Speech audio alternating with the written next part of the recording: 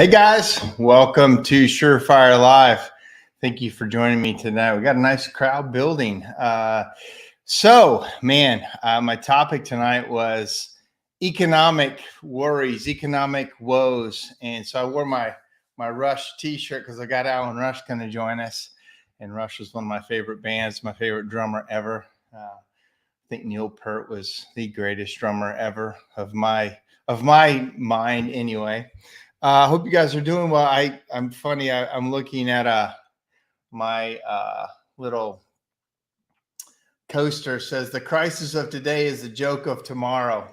So I hope the crisis of today is we can look back what we're going through and remember it a lot like we did in 2008. And again, I don't think we haven't hit anything yet, but there is just, Elon Musk the other day says he feels there's a really, really bad things coming. But before the show, I was doing a little research on this, and it depends on what news outlet you look at to determine what it is. Like if they're left-leaning outlets, there's a lot of positivity about the jobs and the this and that, and the shrinking deficit and the trade deficit. And if you look at right-leaning, it's gloom and doom. So typically the truth is somewhere in the middle in most things. Got a couple comments coming in here. Let's see. We've got, I wish I knew who this was. Said, yo, yo, yo. Hello, Facebook user. And then Chad Murray joins us tonight. Said, howdy, I'm driving, so all ears. Chad, are you driving here? Or you're flying here? I'm sure you're flying here. You're first class, man. What are we talking about? You're not driving here. Let me see if I can see if I got anybody else. I guess I can't see the other comments, but welcome, guys. I so happy to do this. So let's bring on Mr. Alan Rush. Alan, what's up, man? What up, Rush, man? I like the shirt. No, man. I'm just thinking about you. Just celebrating. I saw. I forgot his name now. John Bonham's Jason Bonham about a month or two ago. Really? He is now drumming with the Sammy Hagar band with Michael Anthony, and man, cool. he did a solo that would blow your mind. Like I was just like, oh man, I wish I could have seen his dad. So I'll put him up there with a top 10 for sure. That's cool. Yeah, a couple more things. Vince says, hi, Mark. Hey, Vince. Good to see you, man. Hope you're doing well. Sorry about your Caps not making it through the playoffs like my Preds didn't make it. And then I got another user. Hey, Mark, I wish I knew. I don't like how they do this, but I can't do much about it.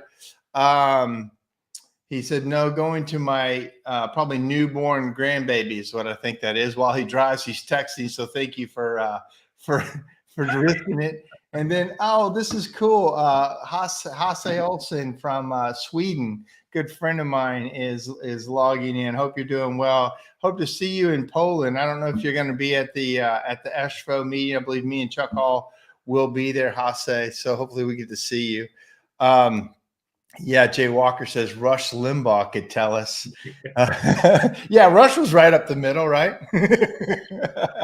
I love Rush Limbaugh. I hate that he's gone. That guy really loved his take on things. But so, Alan, let's talk about, you see things. I want to talk about what we do, but one of my favorite quotes is from, I think it's Fred Smith. He said, I've successfully predicted 11 of the last 3 recessions. Yeah.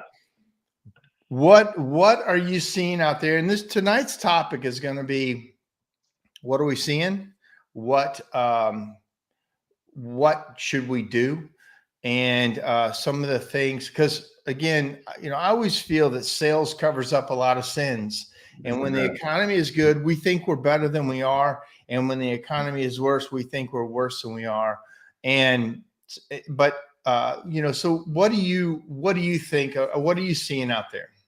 Yeah, so it's funny. I have different relationships with different clients depending on the services that I do with them. And some of them are just full on coaching and consulting as well. And I've been having this actually had 2 conversations this morning for an hour each with companies that are, it's so confusing, right? You said it in your opening. Whenever depending on who and what you listen to, you're getting completely conflicting information. And I did the same research that you did, and I see the same patterns that you see. Of course, if with a sitting Democratic president, you would expect the Democrats to give more hope. All right, things are not as bad as we think. We're going to be fine, and you would expect the opposite from Republicans. So I do think you hit it, that the truth is somewhere in the middle. But I'm going by reality.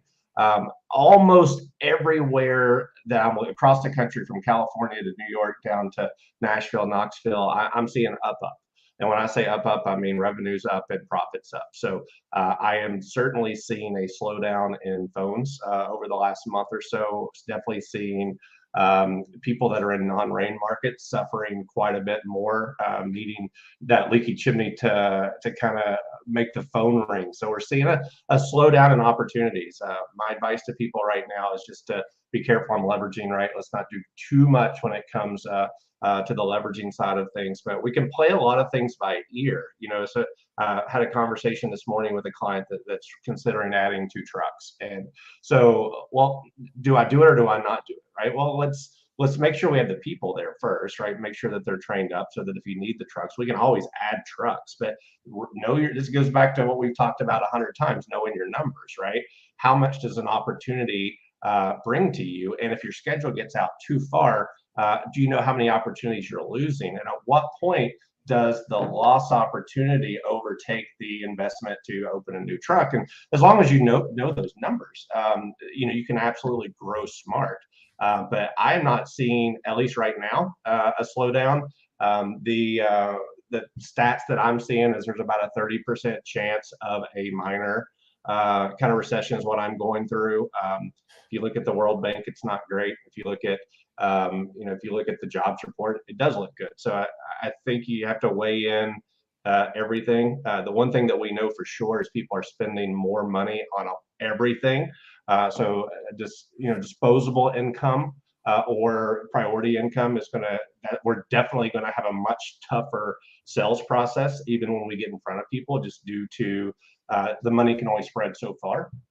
So depending on what happens with the Fed, how many times the interest changes, how we, I think we have a chance to battle this inflation correctly. But if we don't, we talked about this when we were in Indy.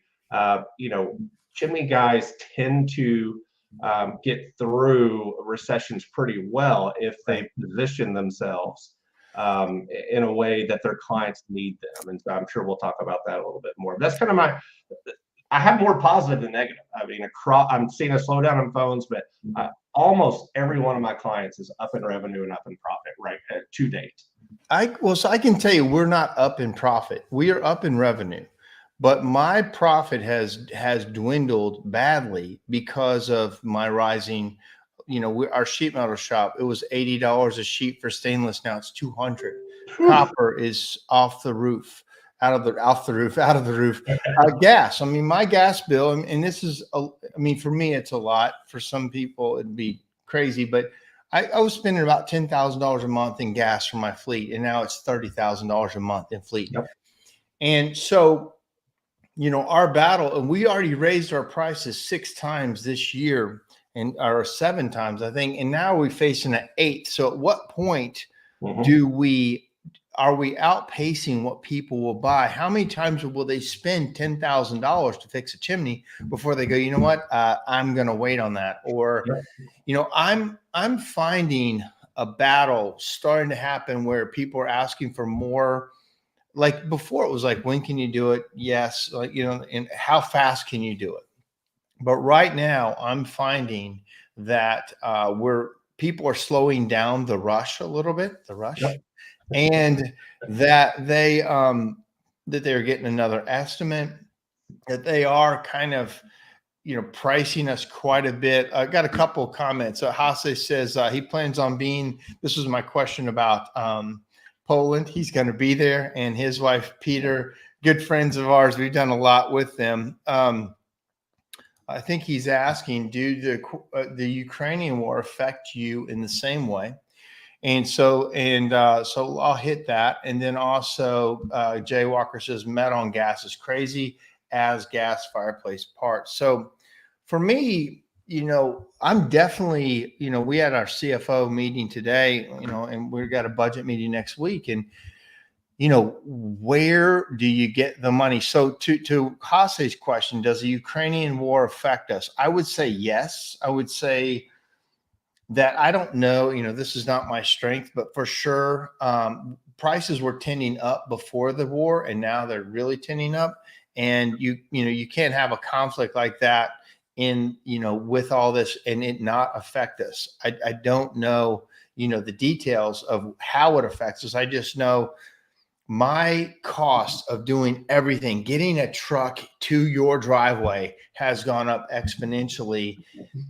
There were times I didn't change my prices for 2 years. Like I could run my same prices for a couple of years and be okay. Now that's not a good business practice, but I can't keep my prices the same for freaking 30 days right now without it drastically affecting my whole operation.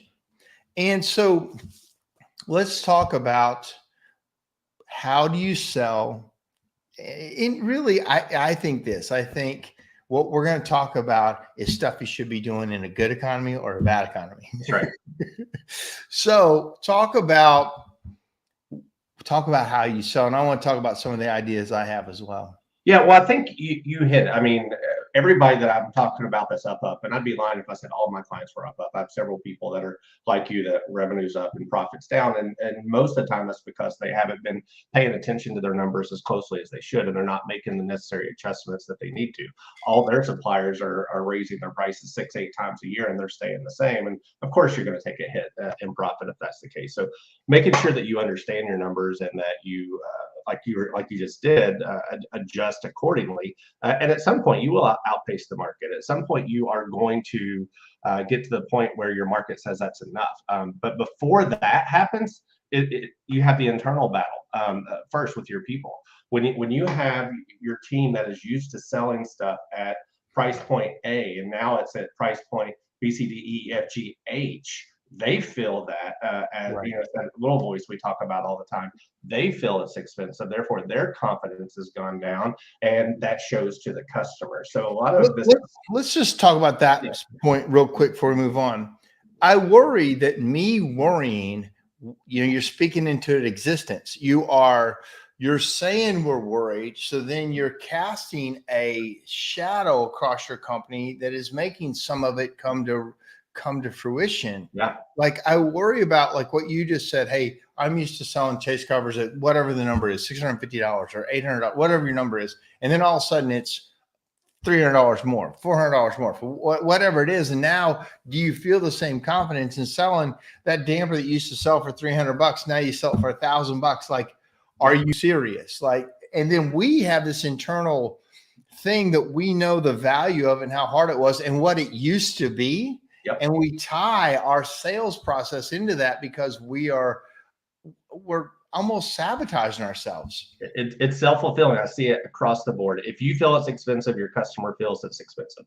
There's just no way around it, right? I mean, and so one of the beautiful things about doing what I do is I do get to travel the country and I see price points across the board. And I would never disclose anyone's individual price points, but take a sweep, for example. I've got people that charge as little as $200 for a sweep and inspection with a camera. I've got people that charge $600 for a sweep and inspection with a camera. So if you were to take an office person that is trying to sell $200 sweeps and put them in, and then all of a sudden told them, hey, we're now charging $600, they probably wouldn't close a single deal, right? Just because they're like, that's insane. I mean, there's no way people are going to pay that. And the same thing with our technicians, right? When you're used to selling that chase cover for $600 and now you're saying, hey, it's $1,500, right? It is, you have to have that confidence. Keep in mind, your customers have never been through this. It's the same exact objection that you're going to get. It's like giving someone a discount without telling them, hey, I'm going to save them a couple $100 and I'm going to help them out. Well, they still think it's expensive. They don't even know that you saved them $200. So you got to look at it from the opposite side, that your team needs to know that, look, you could almost literally double your prices and your clients will still pay it if you go through the process. Now, if you're trying to sell chimney products, yeah, you're gonna lose. You're gonna commoditize yourself. But if you follow the sales process that we've talked about so much of, why am I here? How can I help you? What happens if we don't do it? The price really is, it's in the technician's head more than reality. Now, one other point on that, I am seeing some of what you're seeing as well, where people are a little bit slower to make decisions. There's a little uncertainty on, like, hey man, I'm not quite sure where the economy is going. Maybe I'll hold off a little bit. And my battle to that is, look, hey man, totally get it.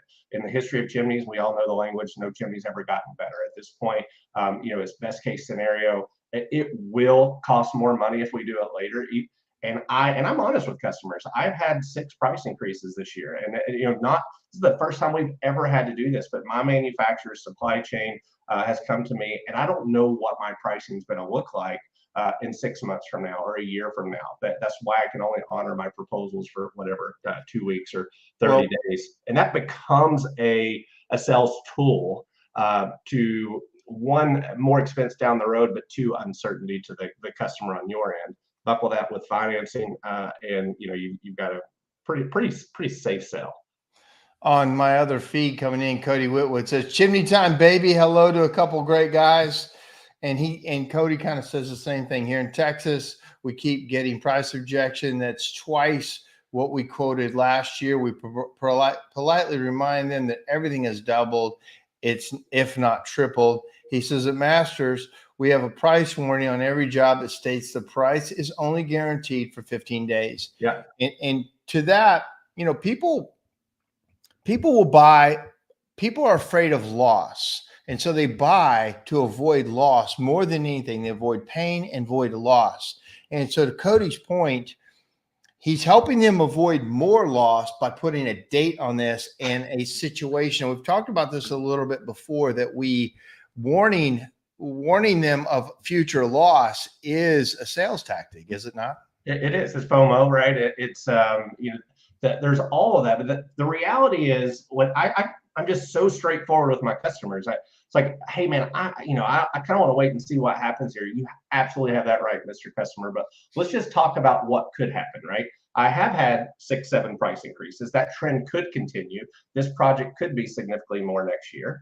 Let's just say, hey, everything turns around, and all of a sudden my prices are 5% cheaper next year. And yes, you made a great decision not buying today because you would save 5% next year.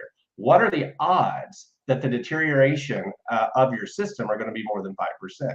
I would bet very heavily that it is. So even though the price per job may be lower, the damage is more, so therefore the whole scope is larger. And those are the unknowns we can't tell you. And I'm very straightforward with my customers on that. I've never had a price decrease. Even so, it's not going backwards. Like Darren Bebo with National, I was talking to him. He's like, dude, once these prices go up, they don't go back. You might have a sale on a thing, you might have a temporary discount, but prices don't go back. Yep. And so to that point, it's not going back here. We hope we have to increase prices and have more revenue, but those numbers, once they jump like this, they don't jump back. Right? The only thing ever jumps back is like technology, like computers got cheaper for more, or stay the same for more. But services, my expenses, wood did that. Like plywood went crazy and it kind of came back. But in general, I'm worried that this, Jay Walker says it will be hard to decrease in prices. Hase says in Europe, most people are expecting higher prices because all prices are rising more than the salary. We use all workers to explain why it costs more. Yeah. I'm not sure what he meant by that. That's Swedish translation. Come on, Hase, you know better. No, but I think to his point, everybody knows it's not going back. It's probably not coming back. Yeah. Yeah. I mean, I'm seeing a little trend, not a major trend, but I'm seeing a little trend in the surcharge game. I'm seeing some people doing fuel surcharges. I'm seeing some people doing even stainless surcharges. I'm seeing some things like that are in their proposals as a surcharge.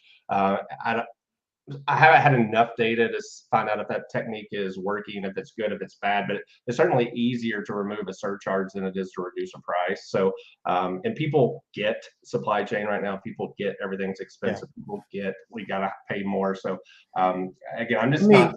I'll ask a question to the people watching. Are you adding a surcharge for gas or some type of stainless? Are you adding a surcharge that's like another line item that is maybe temporary. I've seen back when gas went crazy, there was a surcharge and it did go away. But in general, like we're fighting with that battle. Do we add that $10 or $20 to a service call that's a line item that's a gas service charge? I know I'm getting it a bunch. Several of my delivery services have this line that says this gas surcharge, and it kind of pisses me off every time I read it. Yep. But I also have to understand it, and I need their product. I mean, okay, I need it. And so here's a couple. It says, yes, I have a trip charge of $50 on every call. So that's it. The trip charge may be different than a surcharge. So, well, to that person, were they always doing it for free, and then now they charge 50 because of the increase in prices? And if that's the case, that would be kind of the same thing. But say that again. What'd you say? So, to the person that said they now charge $50, did they used to do it for free, right? Right. And they're now adding 50 because of the added expenses that would be a equivalent of a surcharge. So I'm getting some nice comments. Jay says no surcharge, raise price across the board. My friend Eric Thompson. Hey Eric, how you doing? My business is not adding additional costs to our customers. Wow. So I'm not sure Eric's business. I know he's not in the chimney business. Eric's a super smart guy. He's smarter than us. But I don't know his business totally, but I know some businesses I'm not doing that. So another one says no one cares when we explain. So I guess they accept it. Vince says not on our sweep inspect price. We just add it to the price of service. Repairs, we have a truck charge and we have increased that. Another no surcharge. They raise prices. Yes, somebody charged. It was free, but now it's 50. So he answered your question. Daniel Gainey says, we're increasing our inspection cleaning prices due to gas prices. And then Rodney Bailey says he is not going to participate in the recession. There you go. I like that. Focus on efficiency. So that's a good point too. Focusing on efficiency. That's what we're doing right now. And I want you to leave, but I want to then say what we're doing. How can people be more efficient out there? Well, I think number one is you got to, for your financial people, is if you're doing this yourself, you probably need to reach out to someone else. But going through your P&L and just doing we just did this morning, quarter to quarter, month to month, year to year, and just literally go through and look at the indicators that are standing out, right? Where are we having an increased cost that we don't expect it? I mean, everybody's insurance is going up, so there's some things that we expect, but there's some things that we don't, right? And so making sure that everything is in line from a P&L standpoint, that's probably number one. And then making sure all your percentages are in line with cost of goods to your labor, your percentages, your commissions, all that stuff, your overhead and your profit expectations. And then probably one of the biggest ones is, sorry to any of the vendors that are listening to this, is just really taking a look and seeing if there's any wiggle room on anything with your contracts, with your your vendors. If there's anything, hey, if I sign a new 2-year agreement, can we reduce our cost, phones, insurance, whatever it is, finding ways to get more lean. And then one of the biggest ones with gas the way it is right now is routing, right? It gets really, really hard to route efficiently if you have a large service area when the pickings are so slim, right? I mean, you can have a perfect route in October, November, but when you get into July and August, maybe we only have 10 appointments. I may have to send a guy an hour, to get him to that appointment. So I've been encouraging people to start breaking up into quadrants, right? North, south, east, west. On Mondays we go this side, even if it means your customer has to wait an extra week. That difference in going 40 miles across however many trucks you have every day will make a difference. I mean, you said you're spending 30 grand on gas. I mean, come on. I mean, those are some quick places to just look. We are experimenting with that right now. We call it sectors. So we divided into Nashville into five pie pieces.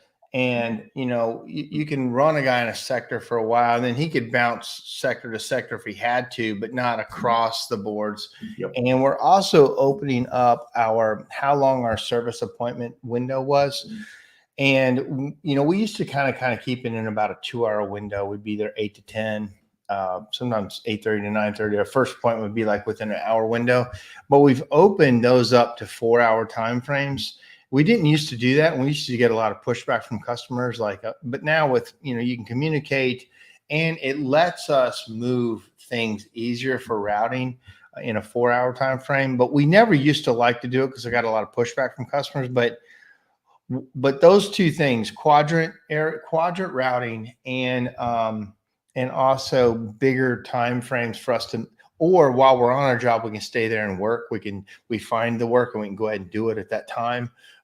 So we don't have another trip out. Everybody understands, hey, look, if I've got to come back and do this, it's an extra $100. Everybody knows why. But if I can do it now and I have time to do it, then there is a better chance of one, landing that job, the fear of loss, so you can do it right then. And my guys have more time to do it because the schedule is more flexible. You make double the money. If you can go ahead and sell something on the spot and do it, you've made double the money because you don't have to take a time slot in the future. You don't have the gas. You don't have the setup. You don't have everything. You can do the lintel seam gap. You can do the waterproofing. You can put the damper on. You can do some of the easy stuff that you should have on your truck. And to Rodney's point, focusing on efficiency, that's being efficient. Yep. Totally agree. 100%. Having, the ice cream truck mentality, all the low hanging fruit on your truck, being able to talk about that. Talk about the ice cream truck. It's been a thing that we've said for years, but talk about that as being an efficiency way to sell. I mean, anything, I look at it. So there's this trend right now of labor per day, right? Not even a trend. It's just everybody is like, how much labor per day do I need? And so when you start looking at certain items, there's no way to do that profitably if you're using the labor per day number, right? Let's just say your number's whatever, $2,000, and you're breaking that up into hourly, which is, I'm terrible with math on the spot, but let's just say $150 an hour, right? Well, if you were going to charge someone by the hour for a lintel seam or a firebox repair plus your minimum trip charge to go out there, you'd have to charge them $600-700, right, to do a $50 repair. Whereas if you have those things on your vehicle, you can come somewhere in the middle of that, like you said, double your money, double the commission for your guy, add an extra slot for that guy to sell in the future or do production in the future. So ice cream truck stuff to me is all your sealers, all your repellents, right? Your, even if you're doing, let's not get on the single flue cap, but if you have single flue caps and you're not doing custom caps, having the common sizes there, having your top mount dampers, your common sizes, having obviously all your mortar stuff. You can do a quick firebox tuck point or a lintel seam or fill a gap of a gas line, gaskets, ropes on stoves, fire brick, flash seals, crown seals, water repellents, all those types of things are things that typically, as long as you're giving your team enough time in their windows, that you can knock that stuff out, still make huge profit on it and serve your customer. And once you have done one thing with your customer, unless you just really screw that up, that customer is now your customer for life. So the bigger stuff is going to come. I can go ahead and take care of this while I'm here. I'll come back and do this later. And once you get that first transaction, you're now their chimney person. So right. It's also that mentality. I know Lindemann talked about it a while ago, that a couple of years ago, that even if they bid a big job, if they can start part of it when they're right there, it kind of locks the job in. Yep. Like the customer says, hey, it's, $8,000 and we don't have time to do it all day, but I could do this, go ahead and fix this gas line leak, or I can go ahead and get some of the work done so we can focus on other things, or I can go ahead and do the inside work right now. And we set up scaffold and all that stuff later. Like, I don't know what it is, but I think being efficient with your time already in the house is a interesting and very, like, we focus on upsells for the day. And I noticed that lately we haven't really had that many upsells for the day. And so we're refocusing back on it again. Like, guys, you're in the house. Gas is expensive. Let's do everything we can to do the thing. A couple more things. Helps that more people work from home now for the 4-hour window. That's a very insightful comment. We all need higher prices to earn money. We need for adjunction and a new, I think this is from, this might be from Jans or from Hase. To save gas, we are planning more carefully for every single car and explain it to the customer, right? So they use different vehicles over there. Some of them don't even have ladders. They don't have to, they can just climb up there. But so his point is being more efficient. Back to, I think Rodney's thing was focus on efficiency, draw back, because sales covers up a lot of sins. Rising economy makes you feel like you're a genius. And now all of a sudden you don't feel so confident in yourself. This guy says, try selling more waterproofing. Absolutely. I think everything needs to be waterproofed at all times. If it's in good shape, if it's in bad shape, waterproofing should be, it's just the best thing that most of us can do. Almost everybody I train has heard this, but every single masonry chimney that I go to at a bare minimum is getting somewhere between a $4,000 to $5,000 proposal, even if it was built yesterday, right? I mean, it could be the most perfect chimney on the planet, and it's still getting that water package, right? I'm still sealing the flashing, I'm still sealing the crown, I'm still water treating, water repellent, I'm still putting an outside mount cap, right? I mean, it's an investment into longevity and against future repairs for that customer. So you got to the little things. When we talk about efficiency, if you guys are not tracking opportunity rate, and that's different than sales per opportunity. Opportunity rate is how many times does your technician go into a home versus how many times does he make a proposal, right? So that's the opportunity that we've presented something beyond what the office is sold, right? And typically this time of the year, a lot of people are going through previous customers, they're going through forward scheduling, and we see that percentage drop. And most of the time it's an excuse. It's a habit that the technician has made that, oh, this is a previous customer, or hey, we've already done this work and therefore this is not an opportunity. I'm just going to go and run the brushes, check everything and get out of there, man. There is just, you will have a tough time convincing me that, especially if we're talking masonry, that there is not something almost every single time that we go out. Now, if we've already sold them everything, that's one thing. If it's a warranty call, great. But I mean, blacking out fireboxes, gas line holes, lintel seams, waterproofings. I mean, there's just so. I mean, hey, maybe this time they want to talk about gas logs. I mean, there's just, if you will work towards it, don't. People tend to think previous customers are unprofitable. I've got one client that tracks their numbers so well that they actually find out that they make more money on a higher dollar per customer on their previous customers than they do their new customers. You would never convince me that was true if I didn't see that data. I think that's definitely true year 2 and 3. Like I've seen some people that have an amazing, repeat customer program, but I've watched it diminishing returns after 5-7 years. You're just going out to see Miss Smith and everything has been done. But I can definitely see that year 1, they weren't ready for it. Year 2, maybe not. 3 years down the road, like I can definitely see tracking that. I like Corey Sabo. He just joined us. He was in our Milwaukee office. He just joined us this week in Nashville to help us with sales. He's very good. We need to have him on the show too about in-home sales, insurance work too. Our database has a CRM that our techs can see everything done on every conversation or So, and that's key. But also, let me just say, I saw something happen to me this week that kind of frustrated me, that I know it happens sometimes when I got our guys going to people's homes. I went to Lowe's for, I was buying new appliances because I'm getting ready to redo my kitchen.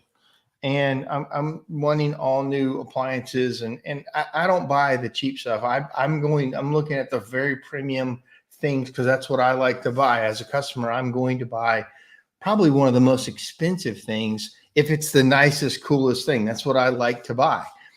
But the salesperson did not read that at all. She kept trying to give me the cheapest thing they had.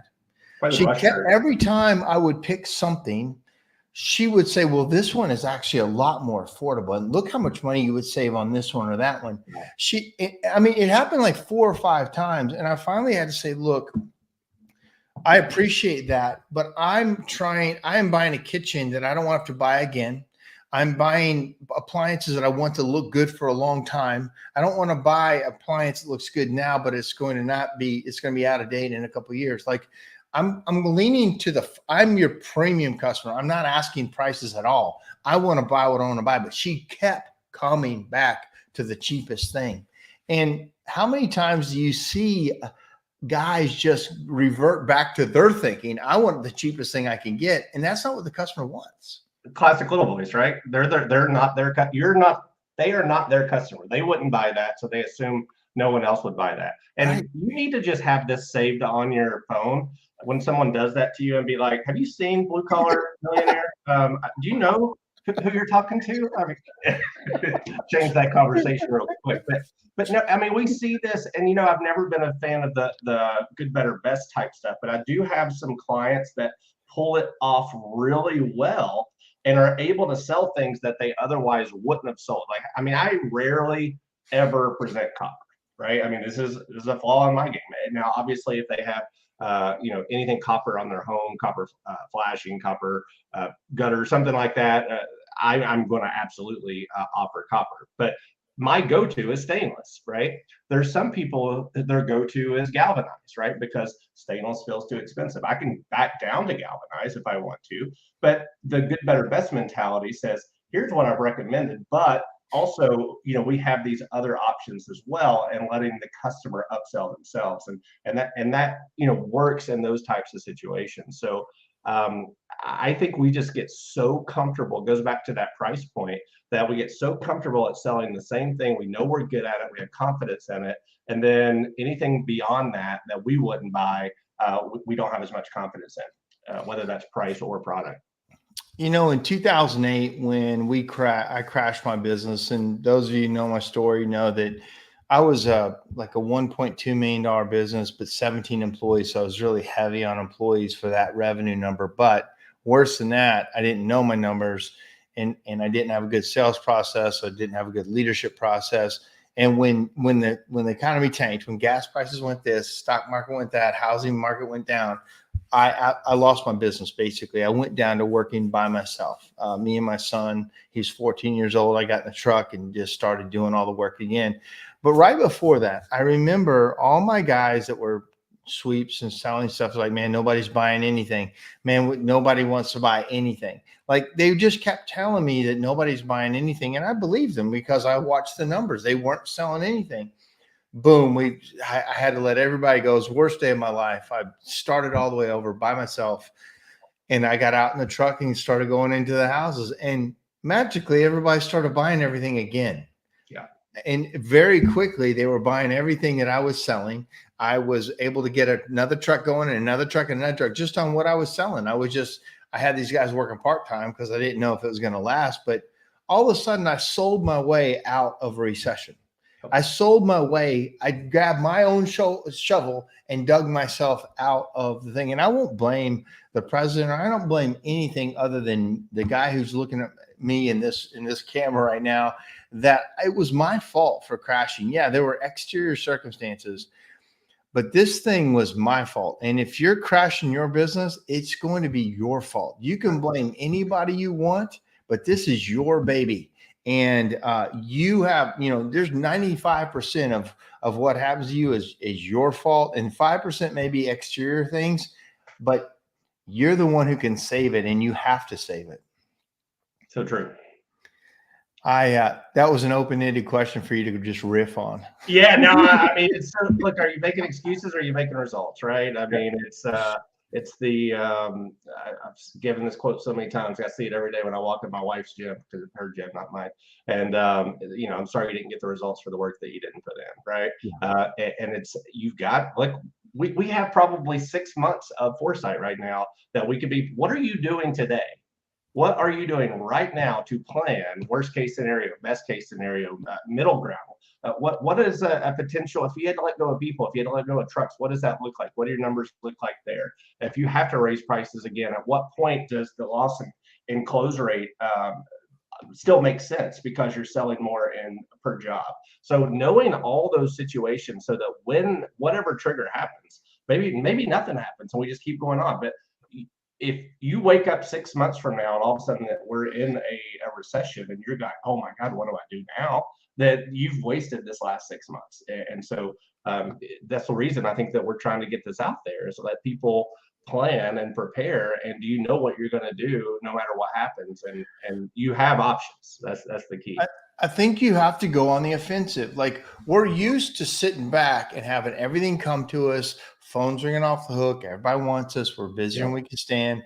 We're just used to that happening. And when it changes, it's the who moved my cheese situation where you're like, I'm sure the cheese is coming back. I just got to wait here. The cheese is going to be here. And then the cheese dries up and you got to go get the cheese, man. You got to go find it. You got to find a different route. You got to go to a different room. You got to get on the phone. You know how you make cheese happen? That phone. This phone right here makes cheese happen. If you're slowing down, get on the phone. You got a huge amount of data in your database that you probably don't access. It's a fortune in there. If you think you've got waste in other areas of your business, you got waste in your data that you're not mining, doing, mailing to, phone calling, texting, all those things. We just sit on like, man, my cheese has moved. I'm sure it's going to come back. It's a great book. One of the very first books I remember reading. That and Give 'Em the Pickle. You ever read Give 'Em the Pickle? No. Great book. What's the premise? Long story short, it was it sounds like a bad premise. No, it's nothing wrong. It was a deli in New York. Maybe it's been like 30 years since I read it, but they always gave away a pickle with their sandwiches, right? You get sandwich chips and a pickle, and then one day management came in, started looking at the overhead and numbers, and said, hey, we got to start charging for pickles, right?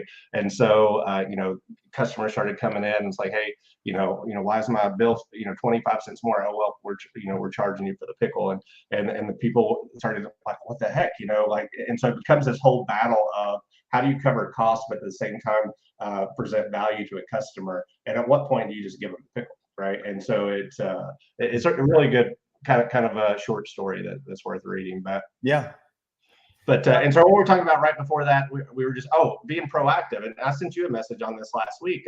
I did a shameless plug on my weekly video series. I just did a video on what can your technicians do to generate their own opportunities, right? And one of the things that has been working great, if you don't have your guys doing this right now, is having them join their local neighborhood groups, right? Whether it's next door, I think there's no Neighborly, there's like 2 or 3 Facebook groups, whatever it is, right? I literally saw a person advertise on my local Facebook group, a community group of the city, offering dryer vent cleanings, and within, he was given a special. He was, hey, I'm a vet, I'm a firefighter, hey, I'd love to help you out, I'm in your neighborhood. And I sit there in 12 hours, watch this guy book 22 jobs. And I'm like, I saw it too.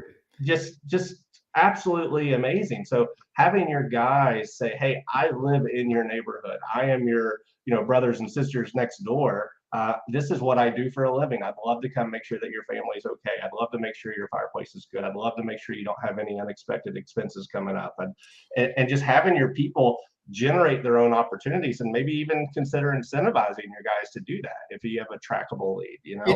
It's the new style guerrilla marketing. I remember back in the day, J. Conrad Levinson wrote the book Guerrilla Marketing, and when I didn't have any money, I read that book, and it was like all the things you could do for very little money to drum up business.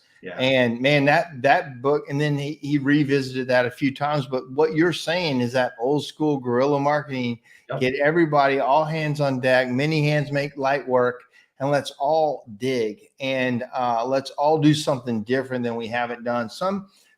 All movement has to generate revenue. Like, I've got handfuls of my areas of my business that aren't revenue generating, and I've got to flip those to somehow either not lose money or not just be an overhead or generate revenue during this time. And a couple quick things. Vince says, what are you hearing how long this recession is going to last? I'm hearing 3 years, couple 7 years. I don't know. I don't have a crystal ball. Clearly nobody does, but I can tell you this. Now, recession and depression are different things. Recession can last a while. But most really hard depressions or things don't last more than about 18 months to 2 years from all things I've seen. It can be the roughest 2 years of your life, and it's life-changing because you lose a lot of stuff. Stuff is really different, and you have a lot of stories from it. We all do. But again, to know that typically in American history, barring wars and things like that, which, can be on the horizon too, but typically it doesn't last that long. We do things, we shift things, the world shifts, and we don't stay in it. But you have to understand, we have been through one of the longest economic positive times ever. And to think it won't end at some point is not realistic. I don't like it.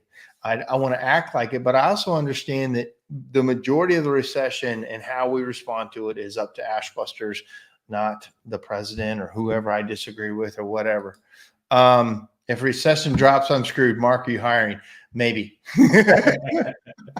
I'll hire. I think this is JJ. If it's JJ, I can't tell, but that sounds like something JJ would say. But yes, I would hire JJ. He would be a live wire in my company. Let's see. Let me just go back. Oh, cool. By the way, Chad is not here. This is Cody Whitwood. By the way, Chad's not here because he's a grandpa now. Sounds like Chad just had a baby. Congrats, Chad. Chad's daughter had a baby. Congratulations, man. Congratulations. So Mark, this is Cody again. Do you hire for guys that work the quadrant they live in? That's interesting, Cody. We do have one technician that's very far north of Nashville, and we try to run him. He's almost in Kentucky. Well, one of them is in Kentucky. So for us, it's kind of a bit north. And he does focus in that. How's that dog doing? Sorry. That's okay. Somebody's at the door. But yes, Cody, to answer your question, we do have a guy that we work in that area, and we'd like to do more of it. We're really going to have to focus on routing better than we do. Can I touch on that? Because yeah. I've seen the good and bad of that, right? First of all, I think it depends on do you dispatch from your office or do you dispatch from home? Obviously, if you dispatch from home, then yes, having that kind of thing can work. What I have found is animosity gets built within the team when you dispatch from the office, and someone always gets the same area because there is whether it's true or not, a lot of times it is true. There's good areas, there's bad areas, right? There's like in Nashville, like, if I had the Green Hills, Franklin, Brentwood area versus the Madison, Antioch area, Yep. There's definitely going to be a difference there in opportunity and sales. So if you're doing sectors, I do generally recommend that you rotate through each sector.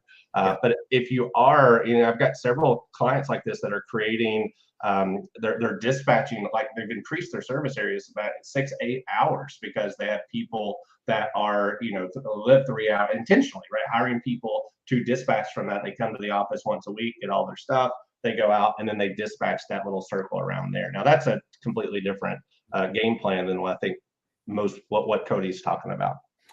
Cody, to your point, I think that would depend. Do I want to open up that area that they live in? Like, I remember I tried to do this in Bowling Green, Kentucky. Like, I had a guy driving from Bowling Green, Kentucky. I'm like, you know what? Let me open Ashbusters Bowling Green, and you can just run it from there. He was a good technician, and he was driving an hour and a half one way every day, then working all day, and then going back. And it was just, let's try, that. But he wasn't the right guy to open the branch. And that absolutely was a big waste of money and time because I tried to do it for him in the quadrant he lived in, and that was a mistake. It really goes back to your planning, what you want as a company. If I wanted to open that area and he happened to fit it, that's one thing, but I tried to make it fit for him. Now, that being said, I did the same thing. We opened our Charleston office, Charleston, South Carolina. I didn't want to open Charleston, South Carolina, but my number one technician wanted to move there. And I said, well, just start your own chimney business. And he's like, well, I like working for you.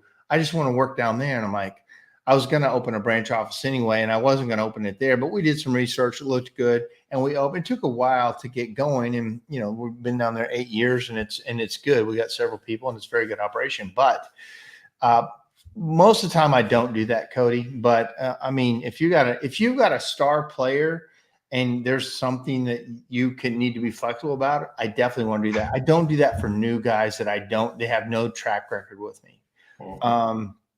Another one. Let's see. we have storage units that we stock in areas. That means we have access as needed, right? This keeps down on coming back from the shop. Works for us, right? That's probably a pretty good plan, like almost like drops for your people, and stuff is in this area for standard things, so you don't have to carry it on the van, and you've got a drop area. So I like that idea. Let's see here. JJ says, start detailing barbecues like I did today. You know, there's companies that do that. They clean barbecues. You don't want to see I freaking caught my damn big green egg on fire this 2 days ago, cooking pork belly burnt ends. And if Chuck Roydhouse is listening, he knows I like this recipe. And I messed up, and I walked inside with my lid up, freaking caught the whole thing on fire. Burned. I got it like a shade over top of, it's a fabric shade over top of my kitchen. Burned it up. I mean, it was a disaster. You should see that.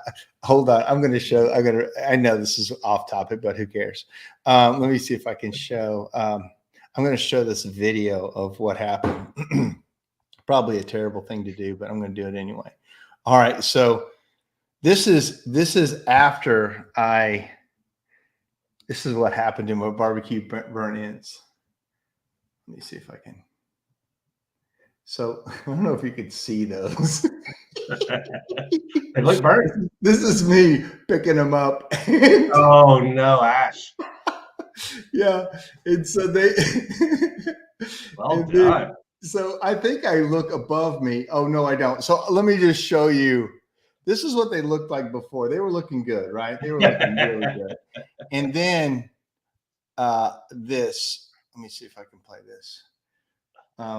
So this is them, and then I'm looking up, and I caught the damn thing on fire on top of me. Nice. I mean, look, it's over on the side, but my dang lighter fluid caught fire too. Almost caught fire too. It's just. So yeah, so JJ, I'm not in the barbecue cleaning business right now, other than my own. So you could have him come and clean yours. Test yeah, out his skill. You know what? I'll fly you to Nashville. Come help me. I obviously need help. All right, what else, Alan? We've got about 10 more minutes. Chuck Roydhouse he sent me a message before this because he just wrote an article about this and stagflation. And I told him if we had time, I'd get him on, but I think he needs more than 5 minutes. So Chuck, stay on. Or not stay on. I'll bring you on another one of these episodes to talk about what you found. And I think it can be helpful. But so what else, Alan? What else, so we can close out and kind of leave everybody with a note, positive or negative note? What should we know? Well, I think let's keep on your guerrilla marketing, right? Because I mean, for especially those that have only had a company for like the last 10 years, they really don't know anything other than success, right? They don't know anything other than, man, this business thing's pretty easy, right? Chimneys are great. People are lining up. They're paying prices. I'm booked out 3-4 weeks. I've got the phones off the hook. I can raise my prices. People are still coming. That's all they know. And so when that starts to shift, there's going to be some probably overreaction, right? There's going to be some extreme fear, right? There's going to be some nervousness. All of a sudden, the security blanket doesn't feel as secure. And so a lot of times right now we have to slow growth, right? We actually have to, we slow growth through not doing spending as much on marketing, through not doing certain initiatives, through raising pricing to throttle workflow with our crews. And so that, just know that it can flip, right? You always say you have to have the foundation. And then once you have the foundation, you pour the fire on it, and we can add as much to it that we want. Well, the fire is going to be you with the crews that you have, right? So the simple things, be it the BNIs, how great are your relationships with realtors? How great, most people hate realtors. Man, I love realtors. Let me go take you some breakfast and tell you about how I can help your business, how I can help you better serve your clients, how you can bring good leads to me, right? Are you creating relationships with plumbers in your area, with HVAC companies, with people that are dealing with the units but don't want to drop liners? Like, not everybody's buying high efficiency these days. There's opportunities for you. And I've got one client that literally, they have a crew that's all they do is just drop 3 to 4 liners every single day, just literally dropping 4 or 5 inch liners down. Nice 8x8 blues. It's the graviest job that anyone would ever sign up for, right? So it must be in the Northeast. They're around. They're in the U.S. But so There's one place that happens. yeah, right. If they were all that easy, right? But what are you doing? I mean, what other product lines are you looking at? Are you surveying your market, right? Gas is a trend. How deep are you in gas? Like, are there other product lines that you can do? I mean, dryer vents is always. I did another video on dryer vents like 2 weeks ago. I mean, it's when you start looking at the math of if you do it as an add-on service while you're in the home. Let's say we normally charge $299, but hey, while I'm here, it's $150 or whatever the case is. If your people will do just literally one of those, just do one of those a day. I mean, you're talking an additional $750 a week times 50, 50 weeks is 35 grand, and so if you guys are making, whatever percent of commission, that's a huge number to add to someone's pocket when you're already in the home. So all these things that we didn't have to do because business was so easy, especially to your sales guys, man, I got 3 more tomorrow. I've got, I don't need to make that follow-up call. The company's going to keep feeding me. And, when they start realizing their close rate is going down because people are more hesitant, they have to work harder. Their process is going to be more important. That all the little things that they haven't been doing, the bad habits that they were able, like you said, to get away with because sales, hides all sins. All of a sudden, all that's going to become really important. So even though the stress is coming in and you're going to feel stress when you see that tide turn, just remember there's literally 20, 50, 100 levers that you have the control to change, but it's going to be different than what you've experienced the last 10 years. You just need to be prepared for it. That is the key. And Chuck said he put a very relevant article in Chimney World. So thank you, Chuck, for doing that. Awesome. I do want to kind of close with this. So when I crashed it in 2008, I realized that it was all the things I wasn't doing. And it was all of the little things that you just said it, there's 100 places. Like this week, or the last couple of weeks, I went through my internet IT service that I was paying quite a bit a month for, and I got a new service that saved me probably $25,000 in the year. I got a new phone system that have had about 5 years. If you haven't checked that stuff in a while, that's going to save me $2,000 a month. So in a couple of meetings, I saved 50 grand in a year.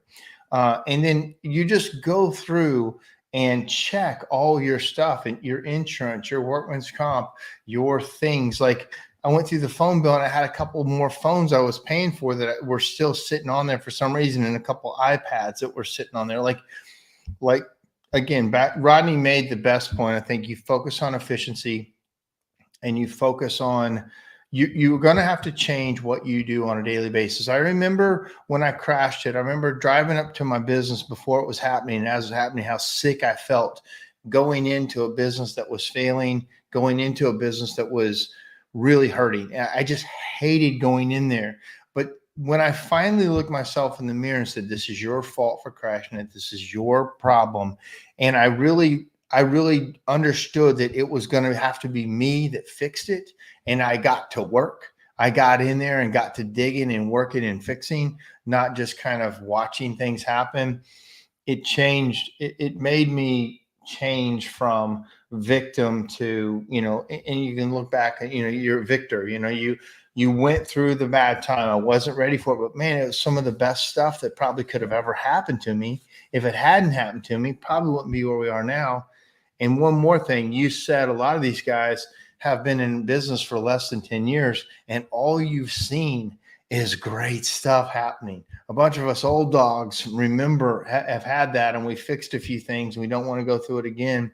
But, I think you batten down the hatches, you prepare for the storm. Hopefully it doesn't happen, or it's a light storm when we move on.